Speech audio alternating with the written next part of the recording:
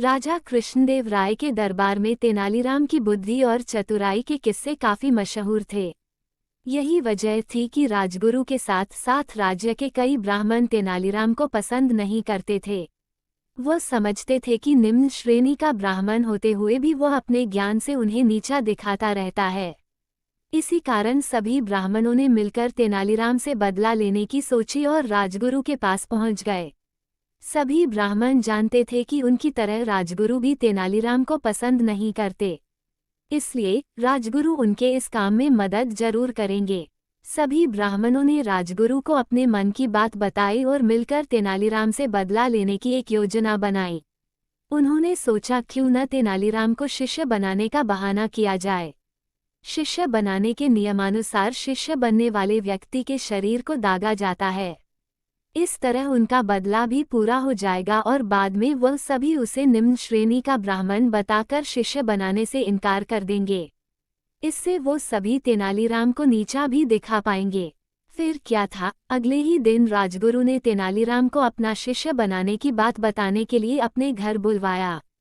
राजगुरु के निमंत्रण पर तेनालीराम राजगुरु के घर पहुंच गया और उसे बुलाने का कारण पूछा। राजगुरु ने कहा, तुम्हारी बुद्धि और ज्ञान को देखते हुए मैं तुम्हें अपना शिष्य बनाना चाहता हूँ। राजगुरु की यह बात सुनकर तेनालीराम को आभास हो गया कि कुछ तो गड़बड़ जरूर है। उसने राजगुरु से पूछा, आप मुझे शिष्य कब बनाएंगे? राजगुरु ने कहा, मंगलवार का दिन इस शुभ काम के लिए सही रहेगा। राजगुरु ने नए कपड़े देते हुए कहा, तेनालीराम मंगलवार को तुम यह नए कपड़े पहन कर आना, तब मैं तुम्हें अपना शिष्य बना लूंगा और साथ ही तुम्हें 100 सोने के सिक्के भी दिए जाएंगे। राजगुरु की बात सुनकर तेनालीराम ने कहा, ठीक है, फिर मैं मंगलवार को सुबह आपके घर आ जाऊंगा। इतना कहकर तेनालीराम अपने घर चला आया। राजगुरु को तेनालीराम ने बिल्कुल भी आभास नहीं होने दिया कि उसे उनकी बात पर कुछ संदेह हो रहा है। घर आकर तेनालीराम ने सारी बात अपनी पत्नी को बताई। सभी बातें सुनने के बाद तेनालीराम की पत्नी बोली, आपको राजगुरु की बात नहीं माननी चाहिए थी।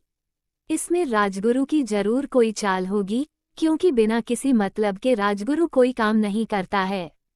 पत्नी के मुंह से यह बात सुनकर तेनालीराम कहता है, कोई नहीं, राजगुरु को तो मैं देख ही लूंगा।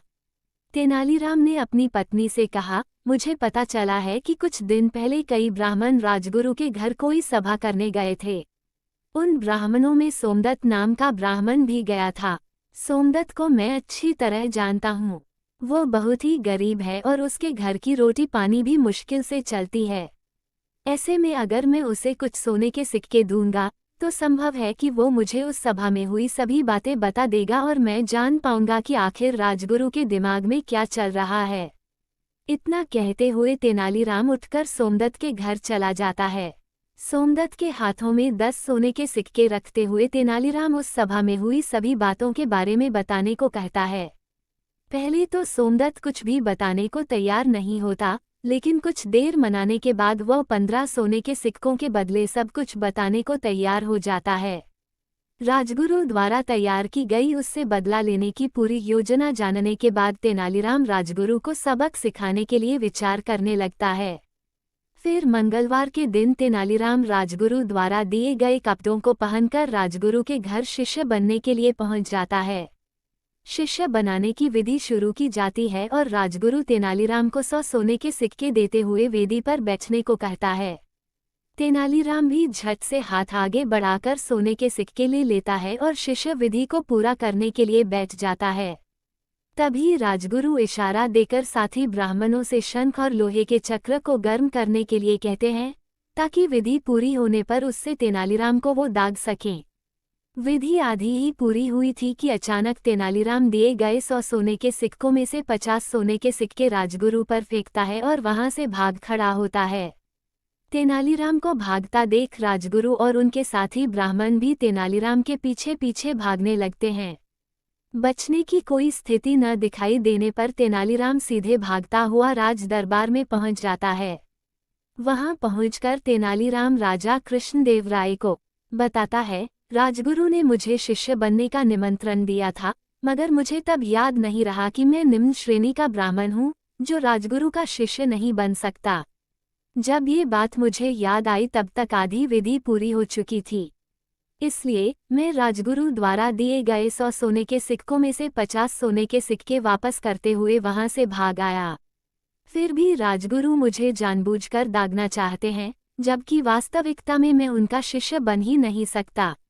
जब राज दरबार में राजगुरु पहुंचे तो राजा ने उनसे इस बारे में पूरी बात पूछी। तब राजगुरु ने अपना असली मंतव्य छिपाते हुए राजा से कहा, मुझे भी बिल्कुल याद नहीं था कि तेनालीराम निम्न श्रेणी का ब्राह्मण है। इस पर राजा बोले, तब तो तेनालीराम को उसकी ईमानदारी का इनाम दिया जाना चाहिए। इतना कहते हुए राजा ने तेनालीराम को इनाम के रूप में 1000 सोने के सिक्के भेंट किए। कहानी से सीख। ये कहानी हमें सीख देती है कि दिमाग का इस्तेमाल करके बड़ी से बड़ी समस्या को आसानी से हल किया जा सकता है।